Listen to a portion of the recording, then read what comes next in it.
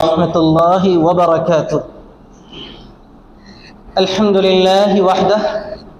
والصلاة والسلام على من لا نبي بعده. أما بعد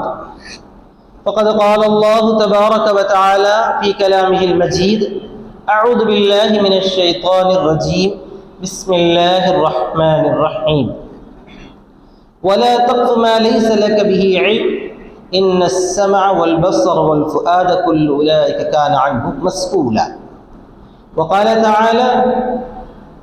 ما يلفظ من قول إلا لديه رقيب عتيد. وقال تعالى: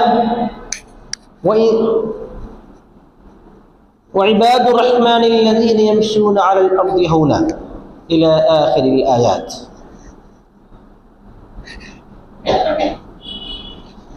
وقال النبي صلى الله عليه وسلم: كفى بالمرء كذبا أن يحدث بكل ما سمع، أو كما قال صلی اللہ علیہ وسلم. بزرگان محترم، عزیز دوستوں اور ساتھیوں، پیارے بچوں، آج کل کا یہ جو دور ہے ٹیکنالوجی اور سائنس کے عروج کا اور ترقی کا دور ہے. یہ ایسا انتہائی ترقی یافتہ دور مانا جاتا ہے کہ آج کے دور کے بارے میں ایسی سہولیات عام انسانوں کو دستیاب ہیں، حاصل ہیں، جو ایک آدھ صدی بلکہ 50-60 سال پہلے تک بھی اچھے رئیسوں کو تک دستیاب نہیں تھی. بلکہ اس سے بھی اگر آپ پیچھے چلے جائیں تو ایسے دور ہمیں تاریخ میں ملتے ہیں کہ وہ لوگ ایسی ٹیکنالوجی کے بارے میں تصور تک نہیں کر سکتے تھے. بلکہ ایک جاننے والے نے یہاں تک کہا کہ جس زمانے میں ریڈیو ایجاد کیا گیا، بنایا گیا، جبکہ وہ تقریباً 1 صدی سے پہلے کا ہی زمانہ ہے، اگر اس ریڈیو بنانے والے نے اپنے جادوگر ہونے کا، یا آگے بڑھ کر اگر کہا جائے کہ نعوذ باللہ اگر وہ نبی ہونے کا دعویٰ کر دیتا، تو انسانوں کا ایک بڑا طبقہ ایسا تھا جو اس کی بات کو مان لیتا. کیونکہ ایک جگہ بیٹھ کر دنیا کے مختلف علاقوں میں ایک چھوٹے سے ڈبے میں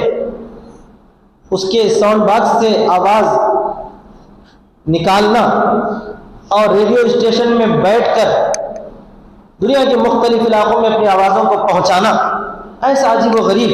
کارنامہ یا عجوبہ ہے کہ آج سے 1.5-2 صدی پہلے والوں کے لیے تو یہ انتہائی انہونی سی بات تھی، لیکن کرنے والے نے اس کو کر کے دکھایا. پھر ترقی آگے بڑھتی گئی، تو یہ جو دور آیا ہے یہ تو انتہائی عجیب و غریب دور ہے. نہ صرف یہ کہ اپنی آواز دور تک پہنچائی جا رہی ہے، بلکہ خود دکھایا بھی اپنے آپ کو جا رہا ہے. آج سے چند سال پہلے فیکس کی جب مشین دنیا کے اندر آئی تھی تو لوگ حیران تھے کہ ایسے کیسے ممکن ہے کہ یہاں آدمی ایک کاغذ ایک مشین میں ڈالتا ہے تو اسی کا چھاپا ہزاروں میل دور، سینکڑوں کلومیٹر دور اپنے ملک میں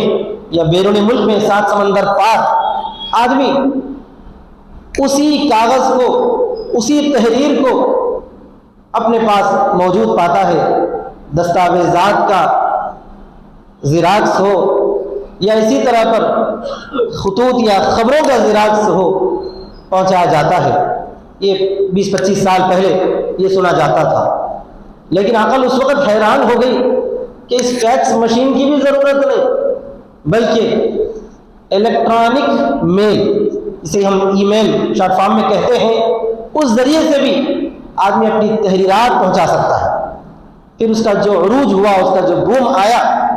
تو ایک نہیں دو نہیں، ایسی بیسیوں سینکڑوں سائٹس آ گئی جن کے ذریعے آدمی اپنے ٹیکسٹ کو، اپنی باتوں کو لکھ سکتا ہے، پہنچا سکتا ہے۔ پھر وائس میسیج کی کیفیت شروع ہو گئی۔ اب آگے بڑھ کر اب تو جو ہے سوشل میڈیا اس حد تک پہنچ گیا ہے کہ آدمی اپنی بات کو خود اپنی حرکتوں کو بتاتے ہوئے، اپنے چہرے کو دکھاتے ہوئے ویڈیو کے ذریعے، ویڈیو کال کے ذریعے پہنچا رہا ہے، جس کو آڈیو ویژول جو ٹیکنالوجی کہی گئی ہے، اس کا یہ عالم ہے کہ یہاں بیٹھ کر ہم اپنی بات کو پوری دنیا میں بالکل لائیو پہنچا سکتے ہیں۔ اسی وقت میں، اسی لمحے اگر کوئی ہماری ٹیکنالوجی سے جڑ جاتا ہے اور ہمارا یوٹیوب چینل وہ اسی وقت میں کھول لیتا ہے، اسی وقت میں ہم سے وہ جو ہے کنیکٹ ہو جاتا ہے، تو اپنی باتیں یوں ہی انداز میں آسانی سے پہنچایا جا سکتا ہے۔ اور اسی کو عام زبان میں ہم جو ہے سوشل میڈیا کہتے ہیں، اور اس کی مختلف سائٹس ہیں، سب سے مشہور تو یوٹیوب، پھر اس کے ساتھ ساتھ جو ہے اور بھی دوسری اسکائپ ہے، یا اسی طرح پر زوم ہے جس سے تعلیم وغیرہ یا اسی طرح میٹنگیں وغیرہ کی جاتی ہے۔ تو مجھے آپ کی اس خدمت میں ان کی وضاحت کرتے ہوئے ان کی تعریف کرنا مقصد نہیں ہے، بلکہ اس موقع پر مجھے یہ بتانا مقصد ہے کہ ان سائٹس کا یا سوشل میڈیا کا استعمال کس حد تک جائز ہے، اور اس کا استعمال کہاں تک ہم کر سکتے ہیں اور اچھے انداز میں کر سکتے ہیں تو ہمیں کیا فائدہ ہے، اور اگر ہم غلط انداز میں کرتے ہیں تو اس کے کیا نقصانات ہیں، ان نقصانات سے ہم کس طرح پر بچیں، اور قرآن و حدیث اس بارے میں ہمیں کیا رہنمائی کرتے ہیں، وہ مختصر سے وقت میں آپ کے گوش و گزار کرنا چاہتا ہوں، آپ کی خدمت میں پیش کرنا چاہتا ہوں۔ باری تعالیٰ سے دعا گو ہوں کہ پروردگار جو بھی اس گنہگار بندے کی زبان سے نکلے ہوئے الفاظ ہیں ان میں جو کچھ صحیح ہو اس پر عمل کرنے کی ہم سب کو توفیق عطا فرما، اور غلط باتوں کی ادائیگی سے اور غلط چیزوں کی جو ہے سوچ اور فکر سے ہم سب کی حفاظت فرما، آمین۔ بزرگ اور دوستو، قرآن مجید ہمیں اس بات کی ہدایت دیتا ہے کہ جو اچھی باتیں ہیں، اچھی چیزیں ہیں، ان کو اختیار کیا جائے، اور جو بری باتیں ہیں اور بری چیزیں ہیں ان سے بچا جائے، پرہیز کیا جائے۔ خاص طور پر اپنی بات کو پہنچانا، اگر وہ بات اچھی ہو تو یقیناً پہنچایا جا سکتا ہے، اس میں کوئی برائی نہیں ہے، کوئی قباحت نہیں۔ چنانچہ رسول اکرم صلی اللہ علیہ وسلم نے ارشاد فرمایا ہے، ان من البیان لسحرا، بعض بیان جادوئی اثر رکھتے ہیں۔ اس کا مفہوم یہ بھی بیان کیا گیا ہے کہ اگر آدمی کی بولی کے اندر، بات کے اندر، بیان کے اندر ایسی طاقت ہو کہ سامنے والا مد مقابل اس سے متاثر ہوتا ہو، تو اس اثر کو، اس پر اثر ڈالنے کے لیے یقیناً اچھی باتیں، اچھے بیانات اور اچھی وضاحتیں کرنا بھی چاہیے۔ رسول اکرم صلی اللہ علیہ وسلم کی خود جو مبارک باتیں تھیں، اتنی عمدہ، اتنی واضح اور ایسی جو ہے جامع ہوا کرتی تھی کہ گویا کہ ہم کہہ سکتے ہیں کہ دریا بکوزہ، یعنی بہت بڑے مضمون کو آپ صلی اللہ علیہ وسلم نے بالکل چھوٹے پیرائے کے اندر اور انتہائی مختصر دو جملوں کے اندر بھی آپ صلی اللہ علیہ وسلم نے اختیار فرمایا ہے، استعمال فرمایا ہے۔ چنانچہ احادیث میں جو جوامع الکلم کے نام سے بہت ساری باتیں آپ صلی اللہ علیہ وسلم کی ملتی ہیں، وہ ایسی ہی ہیں، بات بالکل مختصر ہوتی ہے لیکن اس کی تشریح، اس کا مفہوم، اس کا معنی انتہائی وسیع ہوتا ہے۔ عمل کرنے والے کے لیے وہ باتیں بہت ہی زیادہ مفید اور مؤثر ہوتی ہیں۔ آپ صلی اللہ علیہ وسلم نے حضرت داؤد علیہ السلام کی تعریف کرتے ہوئے ارشاد فرمایا، ان کی وضاحت کرتے ہوئے کہ اللہ تبارک و تعالیٰ نے ان کی زبان میں غیر معمولی تاثیر رکھی تھی۔ اسی وجہ سے ان کے پڑھنے کا جو انداز تھا اس کو خاص طور پر لحن داودی کہا گیا ہے، یعنی ان کی زبان اور اس کی خوبی بیان بہت زیادہ بہترین انداز میں تھا۔ اللہ تعالیٰ نے قرآن مجید میں خود فرمایا ہے کہ داؤد کو ہم نے فصل خطاب دیا تھا، یعنی بات چیت کے اندر غیر معمولی ان کی صلاحیت تھی اور غیر معمولی وہ فیصلہ کرتے تھے، بہت ہی اچھے انداز میں گفتگو کیا کرتے تھے۔ رسول اکرم صلی اللہ علیہ وسلم بھی اپنے صحابہ کرام رضی اللہ تعالی عنہم سے جو گفتگو فرمایا کرتے تھے اس میں اس بات کی بہت زیادہ اہمیت تھی. آپ صلی اللہ علیہ وسلم کھلے انداز میں گفتگو کرتے تھے. اور اس زمانے کے اعتبار سے آپ نے میڈیا کا جو سب سے مؤثر ترین ذریعہ تھا, اس مؤثر ترین ذریعے کو آپ نے اختیار فرمایا ہے, استعمال فرمایا ہے. مؤثر ترین ذریعے کے اندر کیا ہوتا ہے کہ ایسے مقام کا یا ایسی چیز کا انتخاب کیا جائے جس سے بات تمام لوگوں میں پہنچے. چنانچہ نبی صلی اللہ علیہ وسلم نے جبل ابی قبیس کو منتخب فرمایا تھا. وہاں جا کر آپ صلی اللہ علیہ وسلم باتیں بیان فرماتے تھے. نبی صلی اللہ علیہ وسلم صفا کی پہاڑی پر کھڑے ہو کر قریش کو مخاطب فرمایا کرتے تھے. مقصد یہی تھا کہ باتیں عام لوگوں تک پہنچ جائیں. تو یہ جو میڈیا ہے, اس میڈیا کا استعمال اگر اچھے انداز میں ہو تو یقیناً مفید ہے, اس میں کوئی برائی نہیں, لیکن اچھے انداز میں استعمال کرنا ہی اس کا ضروری ہے. اگر میڈیا کا استعمال برائی کے لیے کیا جاتا ہو تو پھر یہ ناپسندیدہ ہے, سراسر برا ہے. جیسے میڈیا ہی کے اندر آپ لے لیجئے, موجودہ دور کے اندر یوٹیوب ہے, اس کے ذریعے جو ہے اچھی باتیں پہنچائی جا سکتی ہیں. اب جیسے دنیا کے اندر مختلف علاقوں میں مختلف علماء اور اکابر نے اسی میڈیا کے ذریعے کو اختیار کر کے اپنی باتیں عوام تک پہنچانے کو انہوں نے جو ہے اختیار کیا ہے اور اپنی اچھی باتیں عوام تک پہنچائی. اور اگر کوئی آدمی اسی سائٹ کو لے کر بری باتیں پہنچاتا ہے اور دوسروں تک جو ہے برائی پہنچانے کا ذریعہ بنتا ہے تو یہ نہایت ہی برا ہے. وجہ اس کی یہ ہے کہ حدیث شریف میں آتا ہے الدال علی الخیر کفاعل, کوئی آدمی بھلائی کی نصیحت کرتا ہے وہ بھلائی کرنے کے برابر ہے. اگر میں نے کوئی بھلی بات آپ کی خدمت میں پیش کی ہے, آپ نے اس پر عمل کر لیا ہے, تو سمجھ لیجئے کہ عمل کرنے والے کے برابر اس گنہگار کو بھی اللہ تبارک و تعالیٰ اجر و ثواب عطا فرمائیں گے. اسی کے بالمقابل یہ بھی ہے کہ اگر کوئی آدمی کسی کو برائی کی ترغیب دیتا ہے, بری بات کی طرف لوگوں کو جو ہے ورغلاتا ہے, گمراہ کرتا ہے, تو جو برائی کرنے والا ہے وہ تو اس برائی کی سزا بھگتے گا ہی, لیکن اس کی طرف رہبری کرنے والا بھی, اس کی طرف اکسانے والا بھی, اس کی طرف ورغلانے والا بھی, اس کی طرف پہنچانے والا بھی برائی کے اندر برابر کا شریک شمار کیا جاتا ہے. دنیا کا بھی قانون ایسا ہی ہوتا ہے. اگر کوئی آدمی کسی کو مارنے کے لیے, کسی کو قتل کرنے کے لیے نکلتا ہے اور دوسرے نے اس کو راستہ بتایا, اس کو اپنے پاس پناہ دی, یا اس کو اپنی بائک پر یا اپنی کار میں بٹھا کر لے گیا, تو یہ بھی گناہ کے اندر, جرم کے اندر برابر کا شریک ہوتا ہے. تو جو سزا اس جرم کرنے والے کو ملتی ہے اتنی نہیں تو کم از کم اس جرم کے اندر اس کے برابر شریک ہونے کی وجہ سے اسے بھی سزا کا مستحق سمجھا جاتا ہے. اللہ تبارک و تعالیٰ نے بھی یہی قانون بنایا ہے. اگر برائی کوئی آدمی کرتا ہے, اس برائی کو کوئی آدمی راستہ دکھاتا ہے, تو راستہ دکھانے والا بھی اس برائی میں شریک شمار کیا جاتا ہے. حدیث شریف کے الفاظ ہیں من سن سنتا حسنتا فلہ اجرھا واجر من عمل بھا, کہ جو آدمی کسی اچھائی کا کام کرتا ہے, اچھائی کے راستے کو اختیار کرتا ہے, انتخاب کرتا ہے, اور جو آدمی اس اچھائی کے راستے کو پا لیتا ہے اور اسی راستے پر چلتا ہے, تو اس کے لیے اس اچھے راستے کو اختیار کرنے کا بھی ثواب ہے, اور اچھائی کے راستے پر چل کر جن لوگوں نے اجر پایا ہے, اجر حاصل کیا ہے, ان تمام کا بھی ثواب اسی اچھائی کے راستے کو اختیار کرنے اور اسی اچھائی کے راستے کو شروع کرنے والے کو ملتا ہے. آگے فرمایا حدیث شریف میں ومن سن سنتا سیئۃ فلہ وزرها ووزر من عمل بها او کما قال صلی اللہ علیہ وسلم. اور جو آدمی کسی برائی کے راستے کو اختیار کرتا ہے, کسی برائی کا طریقہ ایجاد کرتا ہے, تو اس طریقے کو ایجاد کرنے والے کا بھی اس کو گناہ پہنچتا ہے, اور جو لوگ اس برائی کو اختیار کرتے ہیں اور اس راستے کے پیچھے چلتے ہیں, اس طریقے کے مطابق اپنے اپنے طریقے شروع کرتے ہیں, ان تمام کو بھی اس کی سزا ہوتی ہے, یا ان تمام کے گناہوں کے اندر اس کا بھی شمار کیا جاتا ہے.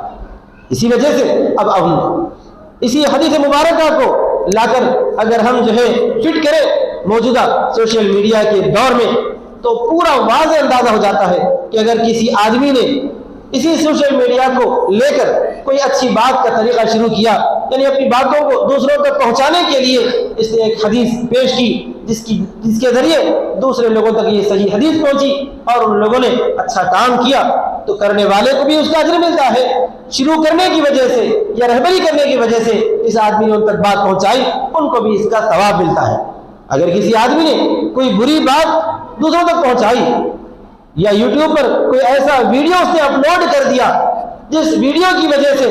لوگوں نے جو ہے اس برائی کو اختیار کر دیا. نعوذ باللہ کسی نے کوئی گانا بنا دیا, کسی نے کوئی میوزک بنا دی, کسی نے کوئی جو انتہائی بےہودہ قسم کی ویڈیو بنائی, کسی نے فحش اور عریانیت والی ویڈیو بنائی,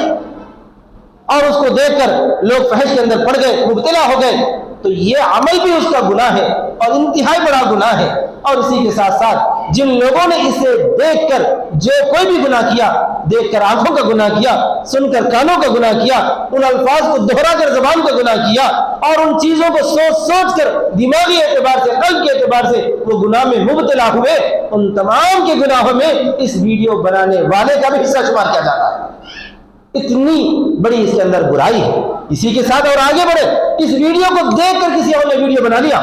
اور کسی اور نے بھی اس سے ملتا جلتا اسی سے کنٹینٹ لے کر کوئی اور غلط قسم کا ویڈیو بنایا, پھر وہ ویڈیو پھیلتا رہا, تو جتنے آگے چین چلتی رہے گی اتنا زیادہ قیامت تک جو گناہ کیا جاتا رہے گا, ان تمام گناہوں کے اندر اس کا بھی حصہ شمار کیا جاتا ہے. تو کتنی بڑی برائی ہے. اسی وجہ سے میں اپنے نوجوانوں کو خاص طور پر خطاب کر کے کہنا چاہتا ہوں کہ یوٹیوب کے استعمال میں خاص طور پر محتاط رہیں. کوئی بھی ایسا ویڈیو آپ ہرگز نہ بنائیں, کوئی بھی ایسی بات اپلوڈ نہ کریں جس بات پر جو ہے آپ کے لیے ایک لمبے عرصے تک جو ہے, بلکہ اگر وہ سلسلہ نہیں رکا تو بہت زیادہ آگے بڑھتے رہے گا. ہو سکتا ہے کہ اللہ محفوظ رکھے, یہ سلسلہ جو ہے صدیوں تک, اگر اس وقت تک قیامت نہ آ جائے تو یہ سلسلہ چلتا رہے گا. تو اتنا زیادہ گناہ اور اتنا بڑا وزر, اتنا بڑا فسق اور اتنا بڑا بوجھ اپنے کاندھوں پر اگر آپ اٹھا لیں گے تو اس سے زیادہ بدقسمتی کی بات کیا ہوگی. اسی وجہ سے کوئی بھی بری بات, کوئی بھی برا لفظ, کوئی بھی برا جملہ ہرگز اپنی زبان سے نکال کر اس کو جو سوشل میڈیا پہ ہرگز نہ پھیلائے.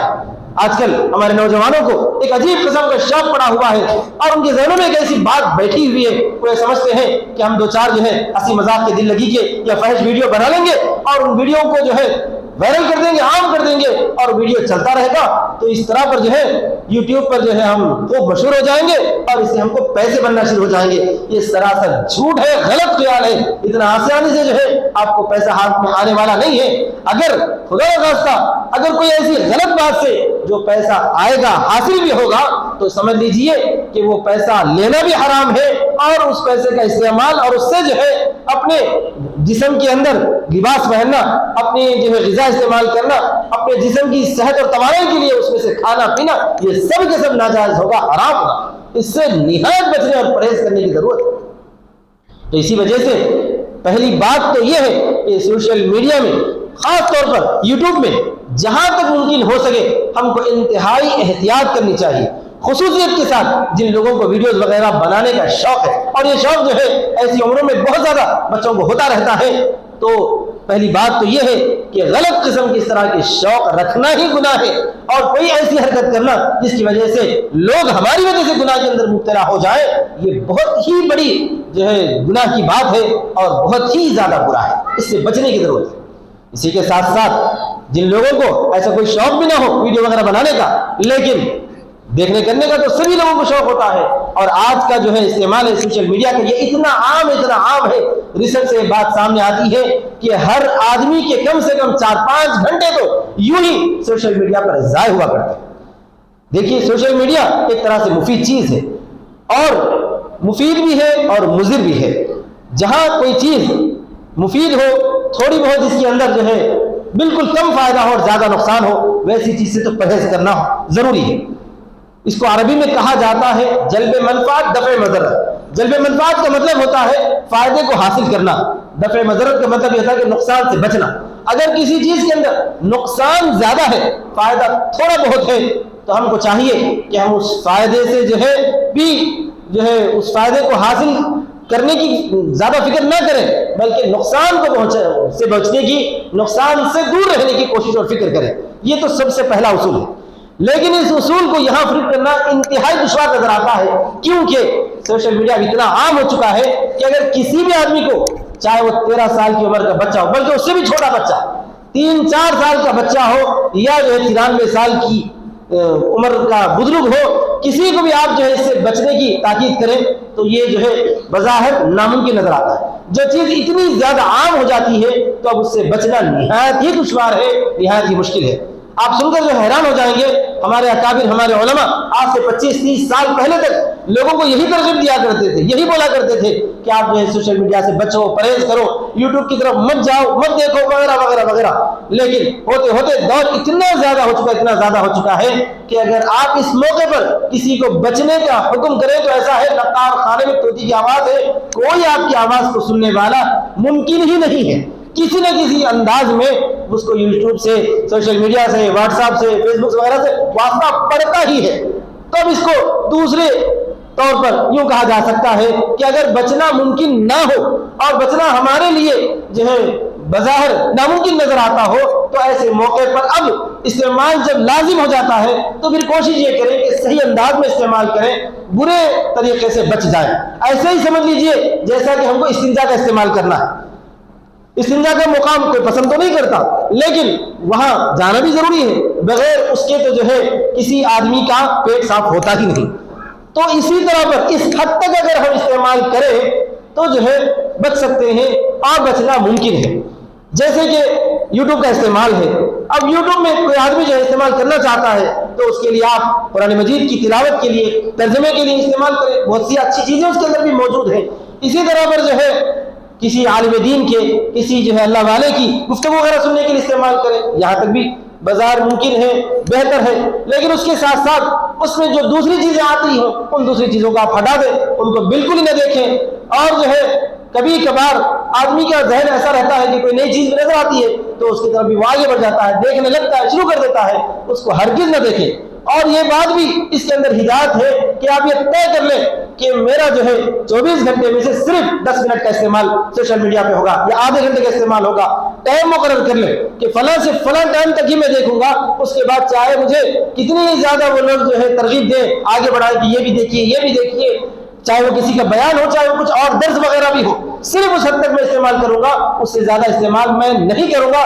اس بات کو آپ پوری جو ہے قوت کے ساتھ طے کر لیں گے تو وقت میں بچت بھی ہوگی، ورنہ ہمارا وقت ضائع ہوتا چلا جائے گا اور جانے انجانے میں ہم جو ہے اچھے اور بھلائی کے کاموں کے طور پر جو ہے ہم اپنا وقت ضائع کر دیں گے، جو بہت ہی زیادہ برا ہے۔ اور اس کے جو جسمانی نقصانات ہیں اس کی تو بہت زیادہ جو ہے بھرمار ہے، لیکن جو ہے شرعی اعتبار سے ناپسندیدہ چیزیں ہیں وہ میں عرض کیے دیتا ہوں۔ اس کے اندر یہ ہے کہ کوئی بھی ایسی بات سننا یا سن کر دوسرے تک پہنچا دینا جو غلط ہو وہ بالکل ہی جائز نہیں ہے۔ غلط بات کا سننا بھی گناہ ہے اور سن کر دوسروں کو پہنچانا بھی گناہ ہے۔ بلکہ اگر کسی بات کو ہم نے سن لیا اور اس کے صحیح ہونے کا ہم کو جو ہے کوئی اطمینان نہیں ہے، یعنی صحیح ہونے کی تحقیق نہیں ہے، تب بھی ہم دوسروں تک وہ بات نہیں پہنچا سکتے۔ رسول اکرم صلی اللہ علیہ وسلم نے ارشاد فرمایا ہے کفا بالمرء کذبا ان یحدث بكل ما سمع۔ مان لیجئے کہ آپ نے یوٹیوب پہ کوئی جو ہے ویڈیو دیکھ لیا اور اس کے اندر ایک اچھی اچنبھے کی بات آپ کو نظر آئی اور آپ کو تحقیق نہیں ہے کہ وہ بات صحیح ہے یا غلط ہے، تو اور چونکہ اگر وہاں پر کوئی حوالہ موجود نہ ہو، بلکہ میں یہ کہنے میں جو کوئی تکلف نہیں محسوس کرتا کہ بہت سارے لوگ تو اللہ محفوظ رکھے حوالہ بھی دے دیتے ہیں، لیکن ہم جب تلاش کرتے ہیں، ڈھونڈتے ہیں تو وہ حوالہ نظر بھی نہیں آتا، وہ بہت بڑا جھوٹ بول کر جو ہے لوگوں کو گمراہ کرتے ہیں، اور ہم ہیں کہ بنا تحقیق کیے دوسروں تک پہنچا دیتے ہیں۔ رسول اکرم صلی اللہ علیہ وسلم نے ایسے آدمی ہی کے لیے فرمایا ہے کہ آدمی کے جھوٹا ہونے کے لیے بات کافی ہے کہ جو بھی بات سنتا ہے سنی سنائی باتوں کو دوسروں تک پہنچا دیتا ہے، یعنی یہ بھی اس میں جھوٹا شمار ہو جاتا ہے۔ اسی طرح رسول اکرم صلی اللہ علیہ وسلم کی ایک حدیث تو ہم سب کو جھنجھوڑتی ہے، وہ یہ ہے کہ آپ صلی اللہ علیہ وسلم نے فرمایا کہ جو آدمی کوئی جھوٹی بات میری طرف منسوب کر دیتا ہے، من کذب علی متعمدا، کوئی آدمی عمدن میری طرف جھوٹی بات منسوب کر دیتا ہے، فلیتبوأ مقعدہ من النار، وہ آدمی اپنا ٹھکانہ جہنم میں بنا لے، آگ میں بنا لے۔ یہاں تو آپ صلی اللہ علیہ وسلم نے تنبیہ کی اور فرمایا ہے کہ عمدن کوئی آدمی میری طرف جھوٹ منسوب کر دیتا ہے، جبکہ رسول اکرم صلی اللہ علیہ وسلم نے وہ بات نہیں فرمائی، اور کہنے والا کہہ رہا ہے کہ آپ صلی اللہ علیہ وسلم نے فرمایا ہے، تو ویسے آدمی کو جہنم میں اپنا ٹھکانہ بنانا چاہیے۔ محدثین کہتے ہیں کہ یہ حدیث مبارک متواتر کے درجے میں ہے، یعنی یہ کہ یہ حدیث ایسی ہے کہ جیسے کہ قرآن مجید کی آیت مبارکہ بالکل واضح اور بغیر کسی شک و شبہ کے ثابت ہے، اسی طرح اس حدیث میں بھی بالکل وضاحت ہے بغیر کسی شک شبے کے آپ صلی اللہ علیہ وسلم سے اس کا ثبوت ایسے موجود ہے جیسا کہ اس وقت دن کا ہونا واضح، اتنا واضح طور پر یہ حدیث جو ہے متواتر درجے میں۔ تو اس حدیث میں فرمایا جو آدمی بھی عمداً جھوٹ میری طرف منسوخ کرتا ہے تو وہ آدمی اپنا ٹھکانہ جہنم میں بنا لے۔ اس سے معلوم ہوتا ہے کہ اگر ہم نے کوئی ایسی بات نبی صلی اللہ علیہ وسلم کی طرف نسبت کر کے سن لی اور وہ جھوٹی ہو اور ہم نے اس کو پہنچا دیا تو اس عمداً جھوٹی بات بولنے والے کے مددگار ثابت ہو جائیں گے۔ اسی وجہ سے کوئی بھی بات، کوئی بھی حدیث اگر آپ کے سامنے واٹس ایپ کے ذریعے آئے، یوٹیوب میں آئے، کچھ بھی ہو جائے، جب تک آپ کو اس کی پوری تحقیق نہ ہو، اگر حوالہ اس نے دیا ہے آپ حوالہ تلاش کر لیں یا کسی جاننے والے سے، کسی عالم سے پوچھ لیں کہ یہ حوالہ آیا ہے کہ صحیح ہے، اگر اس صحیح حوالہ اس نے دے دیا ہو تو پھر آپ دوسروں تک پہنچا سکتے ہیں، ورنہ پہنچانے کی قطعاً اجازت نہیں ہے۔ اللہ تبارک و تعالیٰ نے قرآن مجید میں سورہ حجرات میں فرمایا ہے یا ایھا الذین آمنوا ان جاءکم فاسق بنبأ فتبینوا، اے ایمان والو اگر کسی فاسق نے آ کر تمہیں کوئی خبر پہنچا دے تو تم تحقیق کر لو۔ اب سوشل میڈیا پہ کہنے والا، بولنے والا کون عادل ہے، کون فاسق ہے، کون نیک ہے، کون برا ہے، بد ہے، ہم جانتے ہی نہیں، ہم نے سن لیا بس بات پھیلا دی، پہنچا دی، دوسروں تک ہم نے پھیلا دی، تو اللہ تعالیٰ کے اس حکم کی سراسر خلاف ورزی ہے۔ اللہ تعالیٰ فرماتا ہے فتبینوا، تم تحقیق کر لو،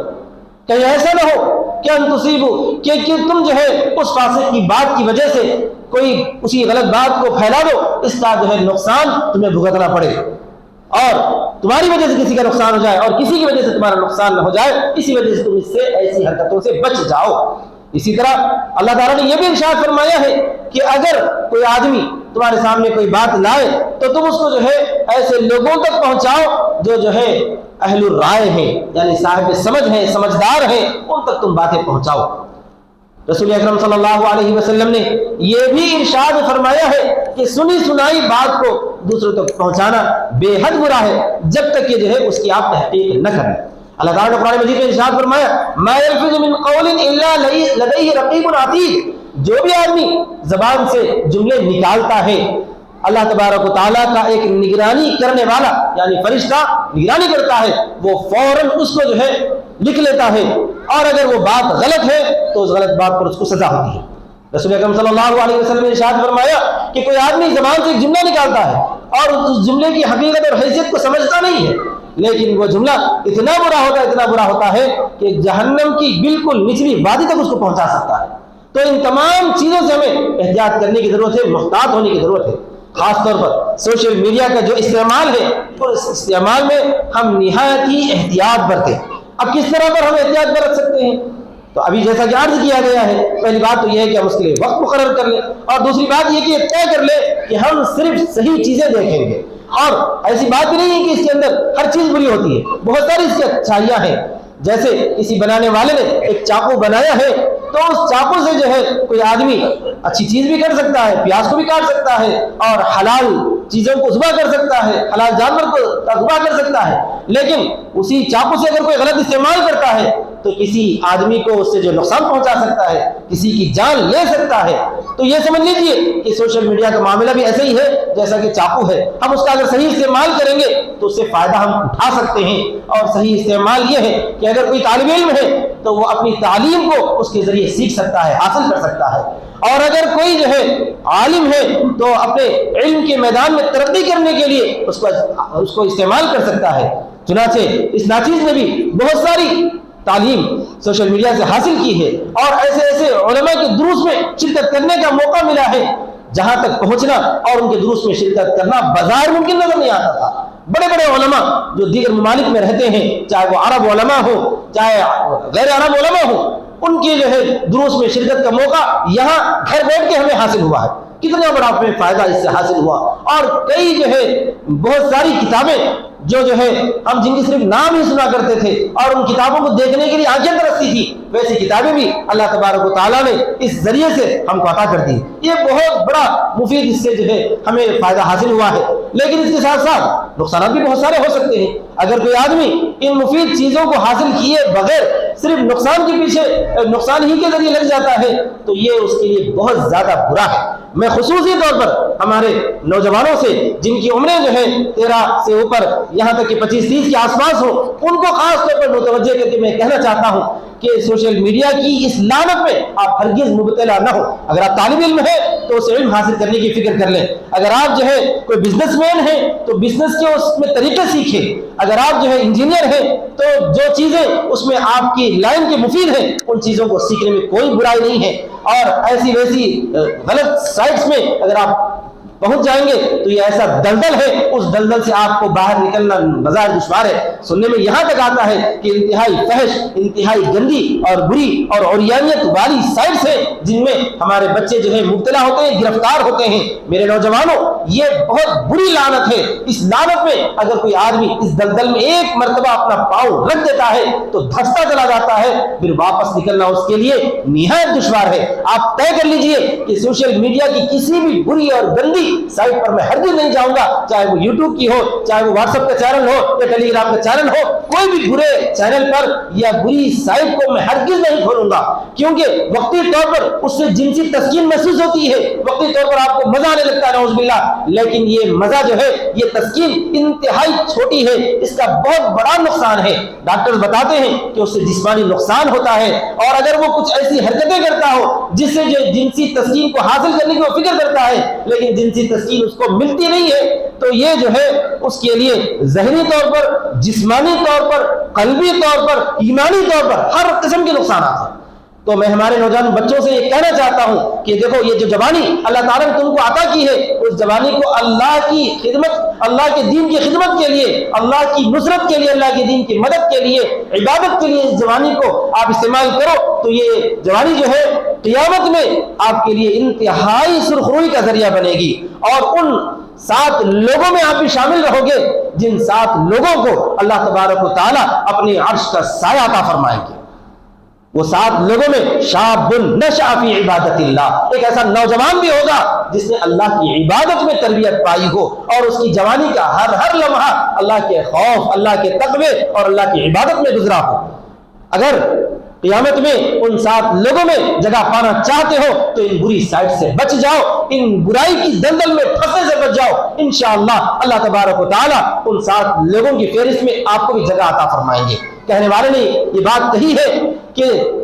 کسی خاکی پہ مت کر خاک اپنی زندگانی کو، کسی خاکی پہ مت کر خاک اپنی زندگانی کو، جوانی کر فدا اس پر جس نے دی جوانی کو۔ اللہ تعالیٰ نے ہم کو جوانی عطا فرمائی ہے، اس جوانی کو اسی پر فدا کرنا چاہیے، یعنی اس کی عبادت میں، اس کی ریاضت میں، اس کے تقوی میں اور اس کے دین کی نصرت اور خدمت میں اپنی جوانی کو استعمال کریں۔ ہمارا کوئی بھی لمحہ اللہ کی عبادت کے خلاف نہ گزرے۔ اللہ کی عبادت صرف یہ نہیں کہ آپ آ کر جو مسجد میں سجدے میں سر رکھ کر کے اللہ اللہ کہتے رہے، بلکہ اللہ تبارک و تعالیٰ کو حاضر ناظر سمجھنا، اللہ تعالیٰ جن چیزوں کو یا جن باتوں کو ناپسند کرتا ہے ان سے بچنا در حقیقت اللہ کی عبادت ہے۔ اور اگر ہم جو ہے تنہائی میں انفرادی طور پر اگر رہ کر کوئی غلط ایسی چیزوں کی طرف جائیں گے تو کوئی نہیں دیکھ رہا، نہ ہماری ماں دیکھ رہی ہے، ہمارے والد دیکھ رہے ہیں، نہ ہمارے بھائی، نہ ہمارا اساتذہ، کوئی نہیں دیکھ رہے، لیکن سب سے بڑی ذات ہم کو دیکھ رہی ہے، اللہ کی ذات ہے۔ جب تک ہم اس ذات کا خوف اور اس ذات کا تقوی دل میں رکھیں گے اس وقت تک ہر قسم کے گناہ سے بچتے رہیں گے۔ تو دعا ہے کہ اللہ تبارک و تعالیٰ ہم سب کو، خصوصاً ہمارے بچوں کو، ہمارے نوجوانوں کو ایسی بری دلدلوں سے، بری لعنتوں سے، فحش اور عریانت والی ہر قسم کی برائی سے محفوظ رکھے۔ آمین وآخر دعوانا الحمدللہ رب العالمین، والسلام علیکم ورحمۃ اللہ وبرکاتہ۔